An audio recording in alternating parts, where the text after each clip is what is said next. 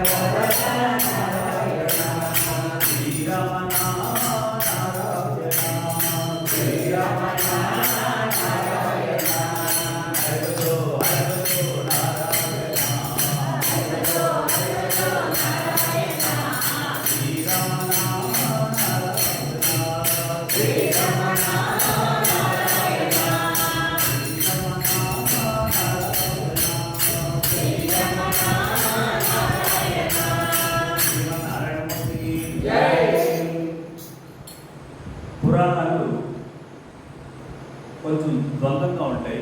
పూర్వం శివకేశ్వర వేదం వల్ల భక్తుల్లోని అభ్యాసం వల్ల అలాగా గ్రంథాలు కాస్త వక్రించడం జరిగింది.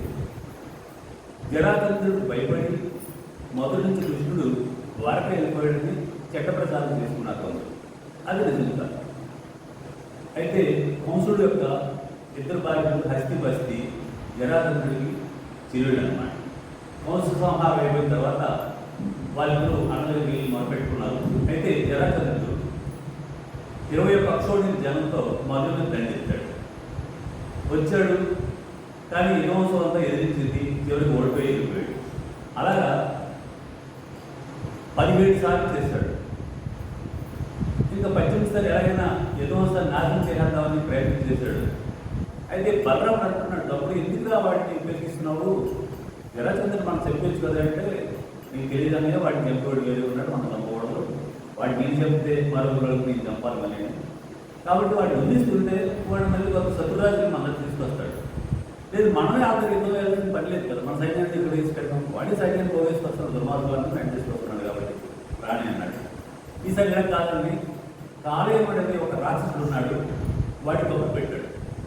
బలరామకృష్ణుడి యదువంశాన్ని నాశనం చేయడం నాకు సాధ్యపడలేదు, నా చెల్లెలు భర్తను చంపేశాడు, కాబట్టి నువ్వు వచ్చినట్టయితే నాకు సాయం చేయమంటాడు కాలేయుడు. కాళేయుడు అంటాడు, నేను రాక్షసుడిని బలరామకృష్ణుడిని నవ్వులేస్తాను పకోడీలాగంటాడు. 1,00,000 సైన్యాన్ని తీసుకుని వాడు వచ్చాడు. వాడు ఎక్కడి నుంచి వస్తున్నాడు, వీడి ఇంటి నుంచి వస్తున్నాడు. వస్తుంటే వీళ్ళకి వార్తాహారం ఉంటారు కదా, వార్తాహారం వల్ల మీకు ఏదో వంశం తెలిసిపోయింది మన కృష్ణ బలరాముడికి. ఇప్పుడు ఏం చేద్దామని చెప్పి యదువీరులందరినీ సమావేశపరిచాడు శ్రీకృష్ణుడు.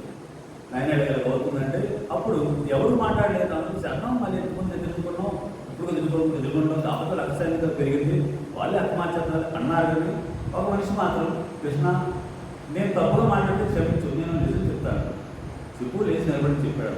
ఏం లేదు, నువ్వు పుట్టక ముందు మొదలాడు ఎప్పుడు యుద్ధాలు లేదు, ప్రాణభయం లేదు, నువ్వు పుట్టిన తర్వాత ఏం వచ్చేయి తప్పని క్షమించమన్నాడు. లేదు నువ్వు చెప్పింది కరెక్టే, నేను కారణం చెప్పండి అలాగే వస్తారు, రాక్షస సంహారం చేయమన్నప్పుడు సరే మీరు ఎవరు యుద్ధం చేయడం వస్తుంది విశ్రాంతి తీసుకున్నాను. అది అది కుదరదు, యుద్ధం చేస్తాను. లేదు ఏ యుద్ధం లేక నా పడుకోండి, దానికి పన్నాగం వండుతానని చెప్పాడు. ఏం చేస్తాడని ఆలోచిస్తే తర్వాత తను ఏం చేశాడంటే విశ్వకర్మ పిలిచాడు. విశ్వకర్మ పిలిచి ఈ మధురవాసులంతా సురక్షితంగా ఉండడానికి సముద్ర తీరంలో ఒక నగరాన్ని నిర్మించమంటాడు. సరిగ్గా ఈ రాజ్యాన్ని జరిగిపోవాలన్నాడు. అది జరిగిపోయినా మనిషి చేసి పని కాదు, విశ్వకర్మ అతను క్షణాల్లో చేస్తాడు. అతనితో చెప్పాడు, సరే తెలిసి అతను వెళ్ళిపోయాడు. వాడు అక్కడ ఉన్నాడు, వాళ్ళు క్షణాలు చేయగలరు. ఆ తర్వాత తమ ఆదాయంలో ఉన్నటువంటి మహాత్మాన్ని పిలిచాడు. అర్ధరాత్రి అవుతుంది మహామయ, అక్కడ విశ్వకర్మ చేత ద్వారకాడలో నిర్మించబడింది. అక్కడికి ఈ ఆవులు మనుషులు అంతా నిద్రపోలేటు తీసుకెళ్ళి దింపాలంటాడు. మహామాయ తన మాయకు ఒక చాపను పరిచి వీళ్ళందరినీ అక్కడికి తీసుకొచ్చి మధురాన్ని దింపేసింది. అది మధుర ద్వారకాడ దింపేసింది. అయిపోయింది అక్కడికి. తెల్లారింటికి అటు జరాసంధుడు 21 అక్షోహిణి సైన్యం, ఇటు కాళేయుడు 1,00,000 సైన్యం వచ్చారు. వచ్చి చూస్తే ఎవరు లేదు, ఊరంతా ఖాళీ ఉంది. అప్పుడు కాళేయుడు అంటారు ఏది ఉన్నారంటే, అప్పుడు బలరామకృష్ణుడు కనపడ్డారు వాళ్ళు. అది వరకు వాళ్ళంటే అయితే మీ సైన్యం మీ కలిసి మా సైన్యం మా కోసం నేను వెళ్ళి చెప్పేస్తాను అన్నాడు. వీడు పరిగెత్తాడు. బలరామకృష్ణుడు మాయ చేసి పారిపోతున్నారు. బలరామకృష్ణుడు పరిగెత్తాడు, కాళేయుడు కూడా పరిగెత్తాడు కదా. వెళ్తూ వెళ్తూ వెళ్తూ బలరాముడికి కృష్ణుడు సూచనలు ఇచ్చాడు. అన్నయ్య ఒక సైడ్ వెళ్తూ నువ్వు సైడ్ అన్నయ్య పక్క తప్పుకున్నాడు. ఈ ఎర్రోడు ఎప్పుడైతే చెప్తుంది నల్లోడు చెప్పేద్దామని చెప్పి పరిగెత్తాడు. పరిగెత్తే కృష్ణుడు పరిగెత్తి ఒక బిలంలో దూరిపోయాడు. బిలంలో దూరిపోతే అమ్మ నాయన బిలంలోకి వెళ్ళాక ఇదే తావు వస్తాను మీరు తిరాలని చెప్పి ముచ్చుకు అక్కడికి కాలేజీ లోపల దూరిపోయాడు. లోపల దూరిపోగానే అక్కడ వ్యక్తి నిద్రపోతున్నాడు. అది కొన్ని వేల సంవత్సరాలు నిద్రపోతున్నాడు. వీడు వెళ్ళి కృష్ణుడు ఈ మేఘడీలు కావాలని నిద్రపోతున్నాడని చెప్పి తగ్గిసాడు. తగ్గినప్పటికీ అక్కడ ముచ్చుకుంటుందని రాజు చక్రవర్తి ఒకప్పుడు ఆయన దేవతకు సాయం చేయడానికి స్వర్గలోకం వెళ్ళి నిద్ర వస్తుందని చెప్తే వాళ్ళు దేవతలంటే వీళ్ళు చూపించాడు. ఎవరు ఇందులో నిద్రపోతున్నాడు. వీడు కృష్ణుడి యాసంలో ఉన్నాడని చెప్పి తగ్గిసాడు. తగ్గి కానీ ఎన్నో ఏళ్ళ నుంచి నిద్రకున్నాడు కాబట్టి కళ్ళు తెరిచి చూసినప్పుడు ఆ కళ్ళలో తేజస్ వచ్చి ఈ కాలేజీ నుండి కాల్చేసింది. మెన్నవరా లేకపోతే నిద్రపోయింది, వీడవాడు కాలిపోయిందని చెప్పి ఇలా చూసేటప్పుడు ఆ ముందు మహావిష్ణువు ఉన్నాడు. స్వామి ఎవరు ఏంటంటే ఇలా జరిగిందని చెప్తారు. మరి నా పరిస్థితి ఏంటంటే నీ వాళ్ళందరూ ప్రస్తుతం లేదు, 2,000 సంవత్సరాలు అయిపోయింది, నీ రాజ్యం లేదు, మీ నమాలైతే తపస్సు చేసి నా ధామాన్ని చేరుకోమని అతనికి తీర్చేశాడు. ఎవరికి ముచ్చుకుంది వెళ్ళిపోయి మళ్ళీ వేరే బయటకు వచ్చేసరికి బలరాముడు ఉన్నాడు. ఇద్దరు కలిసి మళ్ళీ మధుర వెళ్ళారు. వెళ్తే సైన్యం అంతాము కాలేవుడు ఏమైపోయాడు, బలరామకృష్ణుడికి వస్తున్నారు, ఇంటికి వస్తారు. బలరామకృష్ణుడితో కలిసి ఒక కొండెక్కి పారిపోయాడు. కొండెక్కిపోతే ఈ జలసంధి సైన్యం ఈ సైన్యం కలిసి కొండ చుట్టూ కంపలు పెంచేసి అగ్ని పెట్టేసి బలరామకృష్ణుడు ఇద్దరు కొండ మీద కాలిపోయి ఉంటారు, మనకి ఏ పని లేదు, ఊపిరి తీసుకుని ఎవరి సైన్యం వాళ్ళకి వెళ్ళిపోయారు. అంతటితో బలరామకృష్ణుడు చనిపోయాడు, జలసంధి అనుకున్నాడు. జయ శ్రీరామ్.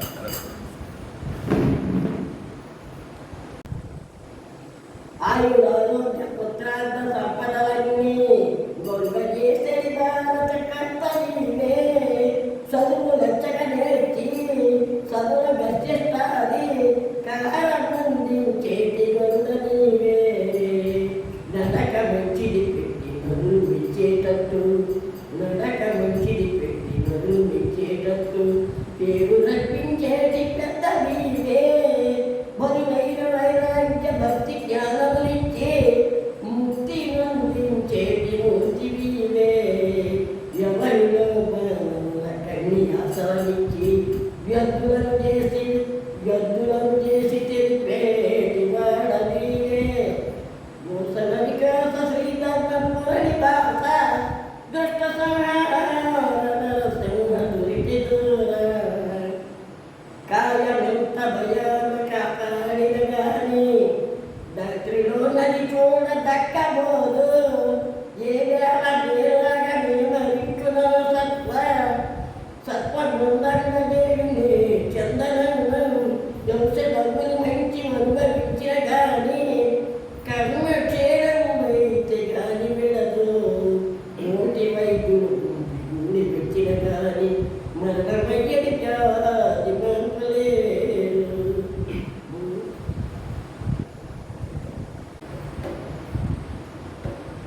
రామ రామ శ్రీరామ రామ సార్వభౌమ సాకేత రామ.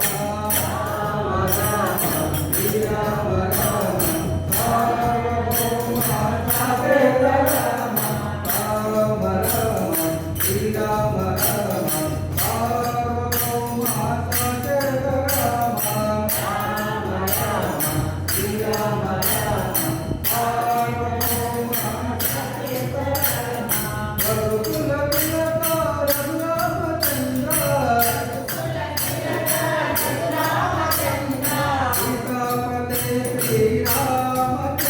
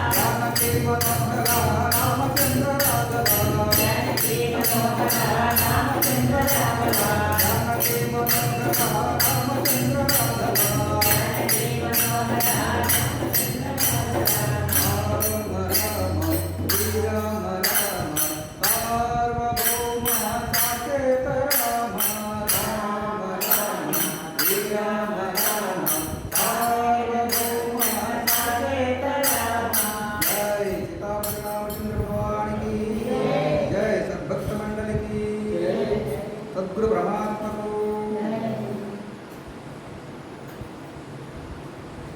అంటే కృష్ణుడితో చెడు వాళ్ళతో స్నేహం చేయకూడదని ఒక ఉంది సామెత.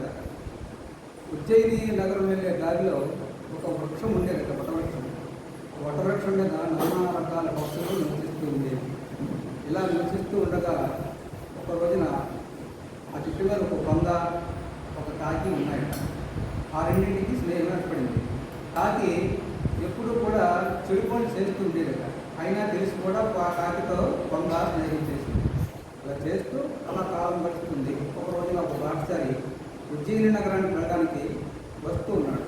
వస్తూ అక్కడికి రాగానే బాగా ఎండగా ఉండడం వల్ల కలిసిపోయి ఆ చెట్టు కింద పడుకున్నాడు. విశ్రాంతి తీసుకోవడానికి పడుకుంటూ ఉండగా ఆ బాటసారికి ఆ కాలేజ్ సందు నుంచి సూర్య భగవంతుడు కాంతి పడి ఎండ కాస్తూ ఉందట. కాస్తూ ఉంటే ఎండగా ఉందని చెప్పేసి ఈ విషయాన్ని పనులు చూసింది. ఇదేంటి బాటసారి కోసం ఎండ తగ్గుతుంది, ఇది నీడగా ఉంటే బాగుంటుంది, ఏమైనా చేస్తే బాగుంటుంది అని చెప్పేసి ఆ బాటసారి ఉండే తిన్నగా వెళ్ళి కొంత రెక్కలు సాపి కూర్చొని ఉంది. దానికేమో ఆ బాటసారికి మరి నీడ తగులుతూ ఉంది, ఎండ తగలకుండా ఉంది, బాగా హాయిగా విశ్రాంతి తీసుకుంటున్నాడు. ఇది విషయాన్ని కాకి చూసింది. ఇదంటే వీడికి నీడ పట్టడం అయింది, నాకు నచ్చలేదని చెప్పేసి నాకేం చేసింది, ఆ తిన్నగా వచ్చి రట్టేసి అది వెళ్ళింది. ఈ రట్టేసి ఎప్పుడైతే వేసిందో బాటసారికి తెలివి వచ్చేసింది. తెలివి వచ్చి చూశాడు మేతకు చూడగానే అవురా పొంగ ఉంది మీద, నువ్వు నేను పడుకుంటే నాకు నిద్రాభంగం చేసి నాకు రట్ట వేస్తావని చెప్పేసి కోపంతో ఉండి అక్కడ తన దగ్గర ఒక ఇది ఉంటే కరెంటు కలిసి కొట్టాడన్నమాట.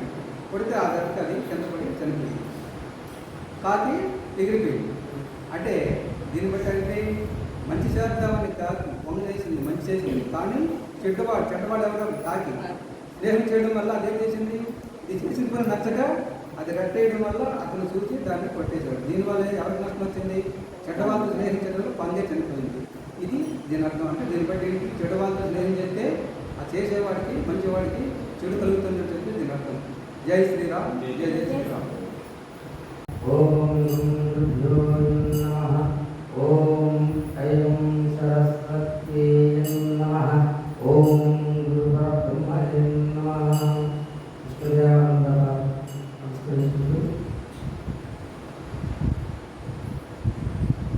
ఆంజనేయం మహావీరం బ్రహ్మా విష్ణు శివాత్మకం తరుణాస్కర ప్రభుం సాంతం శ్రీ ఆంజనేయం నమామ్యం.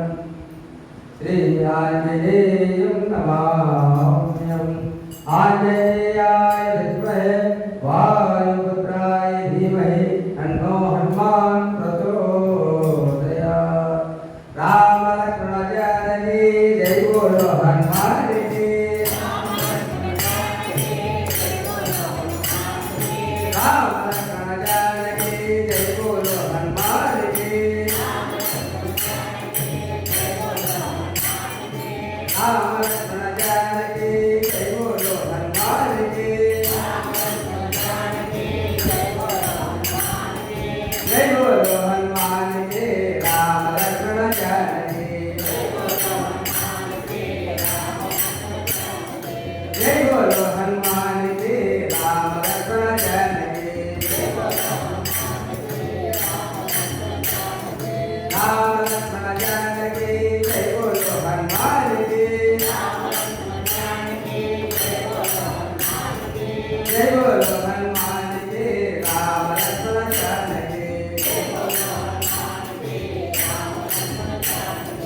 రామ లక్ష్మణ జానకి జై బోలో హనుమాన్ కి.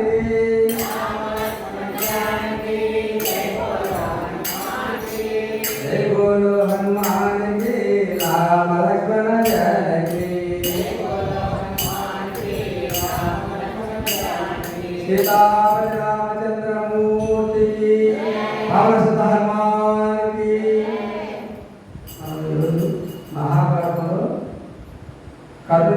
ధ్యానం గురించి తెలుసుకున్నాం. అంటే కర్ణుడు ధ్యానం ఎలా జరిగింది అనే గురించి. అయితే కుంతుబోధుడి రాజు ఒక రాజ్యాన్ని పరిపాలిస్తున్నాడు. ఆ రాజుకి కుంతేనే కూతురు. అయితే ఈయన శబరి సామంతులతోటి మంత్రులతోటి ఆయన పరివారంతో కూర్చొని సభలో ఉన్నారు. ఆ సందర్భంలో దూర్వాస మహాముని ఆ సభకి ఇచ్చేశారు. ఆ నగరానికి ఇచ్చేసి సభకి గౌరవంగా ఆయన లేచెళ్ళి ఆయన్ని సగౌరవంగా ఆహ్వానించి ఆ దూరస నాదాన్ని కడిగి నెత్తి మీద వేసుకుని ఆయన తీసుకొచ్చి సుఖాసనం మంచి ఆసనంలో కూర్చోబెట్టారు. కూర్చున్నారు. తర్వాత ఏంటంటే విడిది చేస్తామని చెప్పారు. ఇక్కడ విడిది చేస్తామంటే ఆయనకి సౌకర్యం ఇవ్వడం మంచి రాజు కాదు. ఏమి ఉంటుంది విడిది పిలిచి ఆయన భౌమిష్టికంగా ఆయన పరిచయం చేయడం కోసం అలా కూతురేడు బుద్ధినే ఆ మునికి కావాల్సిన అవసరం లేదు చూడమని చెప్పాడు. ఆ బుద్ధి ఏం చేసిందంటే జాగ్రత్తగా ఆయన ఉన్నదాలు ఎంత శ్రద్ధగా టైం తర్వాత ఇదంతా క్రమశిక్షణతో కార్యశిక్షణతో ఉండి జాగ్రత్తగా ఆయనకి సేవ చేసింది. చేసినప్పటికీ ఆ దూరరాష్ట్ర మహాముని అంత బాగా చేసిందని వెళ్ళిపోగానే ఆయన రక్షించుకున్నారు ఆ రాజ్యం నుంచి. అప్పుడు అమ్మా నాకు సంతృష్టికరంగా అన్ని సేవలు నువ్వు చేసావు కాబట్టి నీకు వరము ఉపదేశిస్తున్నాను నేను. కాబట్టి ఈ ఏ వారం కావాలో కోరుకోలేదు. అయితే అప్పుడంతా అంటే ఈ వరం కావాలని కోరుకునే దీంట్లో అంత అవగాహన లేదు. అప్పుడు ఏంటంటే ఏమనలేదు. అయినా ఒక మాట చెప్పాడు. తెలుపు మాట అన్నాడు కనుక ఏం చెప్పాడు? అమ్మా ఏ దేవతనైనా నువ్వు స్మరించినట్లయితే ఆ దేవతాంశంతో కలిగిన పిల్లలు నీకు పుడతారు అనేసి ఒక మంత్రాన్ని చెప్పి వెళ్ళిపోయాడు. అయినా ఏ దేవతలు పుట్టినప్పటికీ నీ కన్యాకం మాత్రం పోదు అని ఒక మాట చెప్పేసి ఆయన వెళ్ళిపోయాడు. వెళ్ళిపోయిన తర్వాత 3 రోజులు గడిచింది. ఒకసారి ఇంటి ఒక నది బాగానే వెళ్ళింది. సూర్యుడు అస్తమిస్తున్నాడు. సూర్యుడు అస్తమించినప్పుడు అది చూసి ఏం చేసి దూరవాస మహానిచ్చినటువంటిది అది మంత్రం పనిచేస్తుందా అని ఏం చేసింది. ఆగరాయితనంగా సూర్య భగవాన్ని చూసి ఆ మంత్రాన్ని చెప్పింది. సూర్య భగవాన్ వచ్చేసాడు.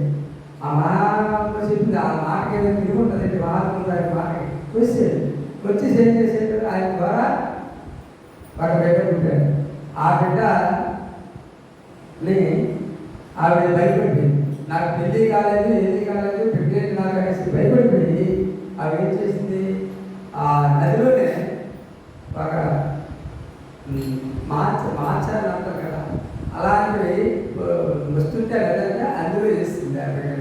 ఆయన కూతురుడే దివ్య కవచంలో మహాతేజస్సు సూర్యబాబు కూతురుంటే మహాతేజస్సు కవచంలో పుట్టాడు. అందులో వేసింది. లేక ఆ నదంతా అలా వెళ్ళిపోతుంటే అర్ధరాత్రుడని రాజీవుడని ఆయనకి ఆ నది వివాహాలు ఉండేటప్పుడు ఈయన ఆయనకి దొరికాడు. ఆయన తీసుకొని ఆయన తెచ్చుకున్నాడు అన్నమాట. ఇది కర్ణుడి యొక్క ధ్యానం. హరి ఓం తత్సత్. సర్వం శ్రీ ఉమామహేశ్వర పరమాత్మస్తు. శ్రీ రమణ పల్లెలన్నిటికంటే ఏ పల్లె మేలు వారి పనులతో చూస్తూ మా పిల్లలు పల్లె మేలు. నిధులన్నిటికంటే ఏ విధి మేలు మంచి వాళ్ళు ఉండేవి మా విధి. అడుగునట్లయితే ఏ అడుగు మేలు పండితులు కూర్చుంటే మా భూమి. ఇక్కడ చాలా ఉపన్యాసకులు ఉద్యోగానికి లోనేడు. కారణం ఏంటంటే భాషాపరంగానేమో కొన్ని విషయాలేమో చెప్పడం కష్టం. ఆమెకు మాత్రం చేపేమో ఒక అమ్మా ఆయన కోరడానికి కోరాడు, ఆ కోరిక కోరలేని అని రావట్లే అది తెలియపోతుంది. అయితే నాకు కొంచెం ఇబ్బంది అనిపించింది, ఉద్యోగం వచ్చిందండి.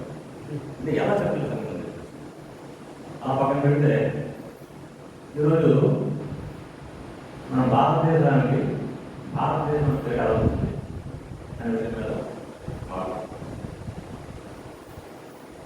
మన పురాణంలో అనేక కానీ దేవుడికి మంచి వాళ్ళని నచ్చదు, చెడ్డవాళ్ళని నచ్చదు. మంచి వాళ్ళు తపస్సు అయినా సరే ఒప్పుకోరు, అలాగే చెడ్డవాళ్ళు తపస్సు అయినా సరే వాళ్ళకి ఎందుకు నచ్చదు. ఈ క్రమంలో విశ్వామిత్రుడనే మహర్షి తపస్సు చేస్తుంటే ఈ తపస్సు చేస్తే మనకు చాలా నష్టం జరుగుతుంది కాబట్టి ఆ తపస్సుని మనం చెప్పేయాలి అని చెప్పేసి ఆ దేవేంద్రుడు మ్యాంక్ అని చెప్పి ఒక ఆమె పంపించింది. ఎక్కడికి? ఆ విశ్వామిత్రుడు తపస్సు చేస్తున్నాడు. ఆవిడ మహాంగ ఆ తపస్సుని ఆవిడ భంగం చేస్తుంది. భంగం చేసేసరికి ఏం చేసినాడు? రాజుగారు కొన్నాళ్ళు సంవత్సరం వచ్చినాడు. ఆ సంవత్సరంలోనేమో ఒక పాపకి టైంలో విశ్వామిత్రుడికి అయ్యేదో నేను తప్పు చేశాను అని చెప్పేసి మళ్ళీ ఆయన తప్పలేకపోయాడు. ఈవిడేమో దేవాలయంలో వెళ్ళిపోయాను పాపం చేసి. ఆ పాపనేమో పక్షులు తినిచేయకుండా అటువంటి పరిస్థితిలో హేమమహర్షిని చెప్పిన ఆయనేమో చూసి ఆ పిల్లల్ని ఎంతగా చూస్తున్నాడు. అప్పుడు ఆ పిల్లకేమో ఈ పక్షులకేమో సింహంలో ఉందని పిల్లలు ఉందంట. అందుచేత పాపకేమో సింహంలో పేరు పెట్టారు. పేరు పెడితే వాడు పెద్దదైంది. కేవలం కథ వచ్చినాం వాడు నా అందరూ అందరూ నేర్పుతుంది కదా. అటువంటి పరిస్థితిలో మన దేశానికి రాజు దుశ్శకునం ఆయన అడగొచ్చాడు. అడగొస్తే ఆయన చాలా ఆయనకి వేరే చూపించే పరిస్థితి లేదు. అటువంటి గుణం కావడం వల్లేమో ఈ అమ్మాయిని చూసాడు, అమ్మాయి బాగా నచ్చింది, పెళ్లి చేసుకోవాలంటే అలా. అప్పుడు ఏం చేశాడంటే వివాహాల్లో 8 రకాలు ఉన్నాయి వివాహాలు. అందులో దాంతో వివాహం ఉండిపోతుంది. ఆ లెక్కన దాన్ని వేసేసి ఈ వ్యాధి ఉన్న భార్య అని చెప్పేసి చెప్పాడు. కొన్నాళ్ళు ఆవిడతో కాపురం చేసేసరికి మరి రాజ్యానికి వెళ్ళిపోలేదు. మళ్ళా నేను వెళ్ళిపోతున్నాను, నా రాని నువ్వు ఎప్పుడైనా నా దగ్గర ఇచ్చేలో ఉంటే నేను ఆలోచిస్తానని చెప్పేసి ఒక ఉంగరం ఉంటాయి ఉంగరం ఇచ్చేసి వెళ్ళిపోయాడు. ఈ హేమమహర్షి చాలా సాత్వికుడు అన్నమాట. ఎంత తప్పు చేసినా సరే చెల్లించే ఉన్న గొప్ప పూర్తిగా జరిగింది. అయినా సరే ఆయన ఆడపడలేదు. మనసు ఆయన చాలా గొప్పలాగా మనుషులు మాట్లాడితే మనిషి కాదు అని చెప్పిన అమ్మాయికి పాపం సాయం తినమన్నాడు. ఇందులో ఏమో ఈ అమ్మాయికి కొంచెం నెలలో నిందయ్యి ఒక పాప వస్తుంది. ఆయన ఇప్పుడైనా సరే పోవాలని చెప్పేసి అమ్మవారిని పంపించారు. మనిషి పంపిస్తే ఈవిడేమో ఒక మునిశాపం కారణంగానేమో ఆ రాజుగారు ఇచ్చిన ఉంగరాన్నేమో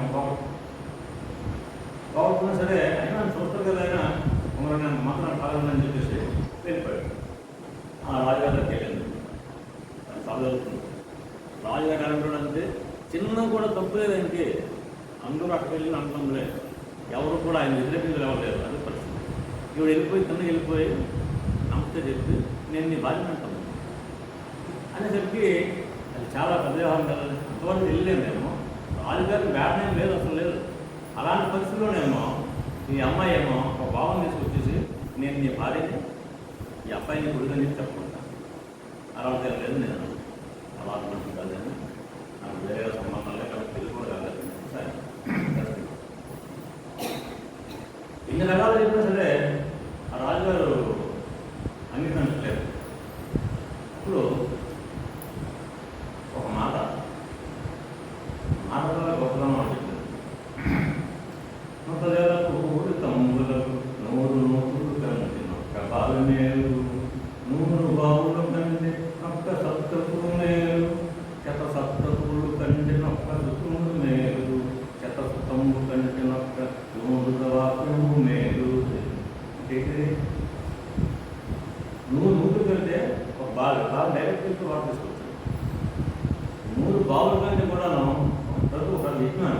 యజ్ఞం చేసి డైరెక్ట్ వర్షం పడుతుంది, వాటర్ ప్రాబ్లం లేదు. మూడు యజ్ఞాలంటే కూడా నేను ఒక అబ్బాయి కొడుకు పుట్టాను. కొడుకు ఉండేలాంటి నేను ఉంటుంది ఆడే తర్వాత కావాలి. కొడుకు 100 మంది కొడుకు కంటే కూడా నేను ఒక మంచి మాట మంచిగా మాట్లాడే అవకాశం అని చెప్తాను. అయినా సరే ఆయన పోనీ ఒకసారి ఈ అబ్బాయిని ఒకసారి ఆలింగనం చేసుకో, తెలుస్తుంది కొడుకంటే కొడుకుగా వ్యాపారం పెట్టాను. అయినప్పుడు కూడా నేను ఆయన తీసుకో, అప్పుడేమో దేవత ప్రత్యక్షమయ్యి ఆయన ఎలా జరిగింది బ్రహ్మని భార్య ఆ కొడుకు పేరు ఏం పేరంటే భరత. ఆ భరత వల్లే మన దేశాన్ని భారతదేశం జరుగుతుందని చెప్పాలి. అప్పుడు ఏం చేశాడంటే ఆ అదృష్టం ఏం చెప్తుందంటే నాకు ఇదంతా తెలుసు, అయినప్పటికీ కూడాను నా దేశంలో నా దుర్ణయం ఉందో ఆ దుర్ణయం కాపాడుకోవాలని చెప్పేసి నేను రకంగా చెప్పవచ్చు. అంతేగాని నా చిరుమంతులను తెలుసు, అబ్బాయి తెలుసు చెప్తాను. చెప్పిన తర్వాత తీసుకుంటున్నాడు. అక్కడి నుంచేమో ఇది మహాభారతం ఆదిపర్వంలో ఉంటుంది. ఆ తర్వాత మళ్ళీ భారతం చెప్తారు. థ్యాంక్ యూ, నమస్తే.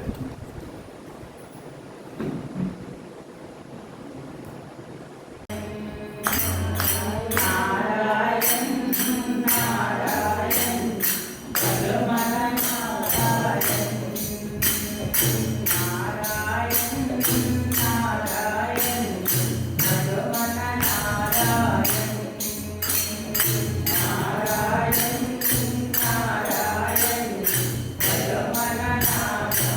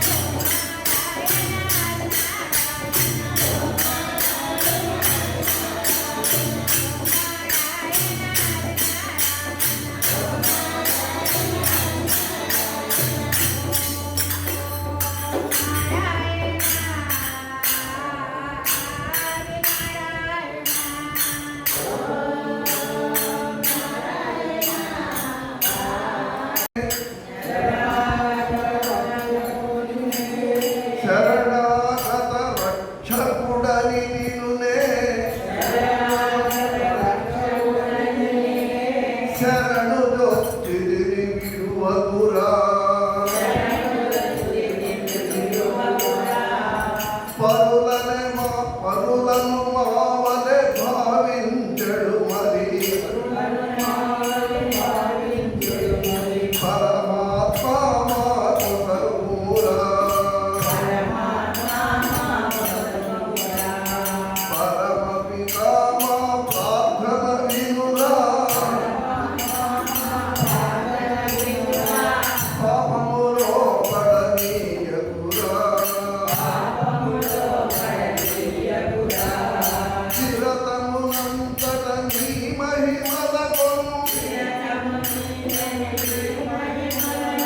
నిరుపమ విద్యలు నేర్పుమురా నీ ఆజ్ఞలనే నెరవేర్పగమరి నీ ఆజ్ఞలనే నెరవేర్పగమరి నిర్మల భక్తిని గొల్పుమురా పరమ పితా మా ప్రార్థన వినురా పాపములో పడనీయకురా న్యాయ సత్య కరుణాలయమాలో న్యాయ సత్య కరుణాలయమాలో అద్భుత రాజ్యము సల్పుమురా శాంతిధామ స్వాంతమునందరి చింతలన్ని వెగజిమ్ముమురా పరమ పితా మా ప్రార్థన వినురా పాపములో పడనీయకురా అంతరంగమును అరవిందముని ఎంతయో ప్రీతిది నర్పించుమురా అంతరంగమును అరవిందముని ఎంతయో ప్రీతిది నర్పించుమురా పరమ పితా మా ప్రార్థన వినురా పాపములో పడనీయకురా